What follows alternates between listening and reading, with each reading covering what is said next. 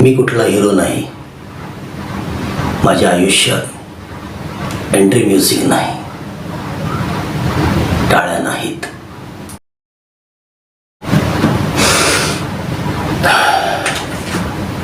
मी रोज सकाळी उठतो, स्वतःला आरशात पाहतो आणि स्वतःलाच प्रश्न करतो की आज पुन्हा प्रयत्न करायचा का सोडून द्यायचा. लोक म्हणतात ना की मेहनत केल्याने सर्व काही मिळतं. Yes, exactly.